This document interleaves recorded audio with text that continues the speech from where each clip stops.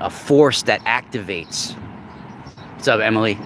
A force that activates through consciousness, through cosmic consciousness.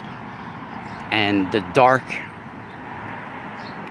entities that I speak of, or these fallen ones, or Grigori, they react to the cravings, the obsessions, obsessive personalities, dark energy, you know, bad vibes. You know, they just swarm towards it. And when somebody has dark obsessions, especially when it comes to the sexual nature, because I do believe that they're here for one reason, and their one reason is to prolong their bloodlines. And from my experiences, remote viewing, astral work, and decades of research that I have done to try to verify things I've seen, I do feel, and this is information you're not going to find anywhere else, everybody. So if you haven't already subscribed to my Patreon, to be able to do these videos, I go like a day or two, a couple days without posting something, and from what I've experienced and what I've researched, that seems to back it up, is that beneath Rome, it's why the Vatican picked that spot. It's why the Etruscans built a necropolis in that area. Beneath Rome, of course, most people know that Rome sits on dormant volcanic hills. Well, beneath those volcanic, dormant, sleeping giants, in my opinion, I guess you could say it's my opinion, because I can't prove it right now, there exists some sort of like crystal fortress type structure that has ancient creatures that we would know from the Bible as probably the fallen angels or watchers or Grigori, that they are imprisoned in a stasis beneath there. And I've talked about it a couple of years ago when I first had my visions about this. And they also have their Rephaim soldiers imprisoned beneath there in a stasis, like almost like waiting, dormant, destroyed from what we know it as now, as the Vatican. And then they can rise and claim that area again for when the king of them, their leader, who I think is referenced in many different names, even Satan, even Azazel or Semyaza could possibly be names of some of their leaders, you know, or Astaroth is a name used a lot. Who knows what the names of these creatures can possibly be? It doesn't even really matter right now for this conversation. But the most powerful of these beings are imprisoned in some sort of crystal type fortress beneath that area. It's why the Vatican chose that area. It's a power spot. And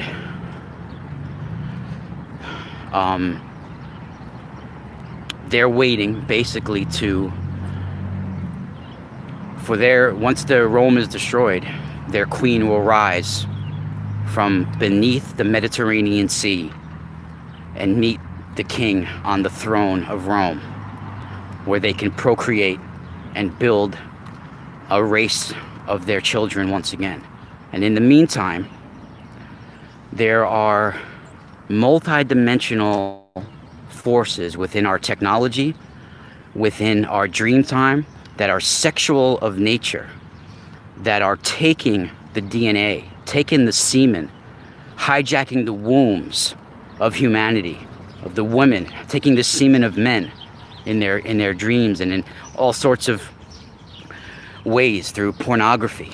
And they're creating hybrid races right here, changing our DNA right before our eyes, changing who we are through the technology, through the AI, through these creatures. We give them a body. Now, there's a name that I brought up on my Patreon today, and if you want to join my Patreon, you'll find out the information, called the Gantiqua. This is a very mysterious name that you only find in some of the ancient tablets that have been hidden from us. Now, the Book of Lamech of Cain is one of them. The Book of Enoch is another. The books of Nama. These all talk about the Gontiqua. The Gontiqua, from what I understand, might be a tribe of dark ones, a tribe of earth-born Rephaim that have died and now are a mind virus, disembodied spirit that can enter the minds of humanity, give you corruptive sexual thoughts, pollute your mind with evil thoughts, with violence, with all sorts of, just bad pollution. And they prey on the weak, they prey on the vulnerable, and depending on the will of the host, some of them welcome these beings. Some people of a dark nature welcome them on. Some of them channel them. Some of them call them on. Some of them evoke them. Now, as a teenager, I had direct contact with what you would call the Grigori through certain hand gestures I did within the mirror. I used some ancient Strega knowledge that I learned that I thought just was cool. That I learned that you can call on these fallen ones, the Grigori, and receive ancient knowledge. And you could get a girl to like you. You could do this. You could do that. You could do anything you would want if you just did certain hand postures, right? So I learned, and that's why I come from a certain angle now, where I'm providing information so people don't make certain mistakes that I made. Bring this on. I was having problems. So I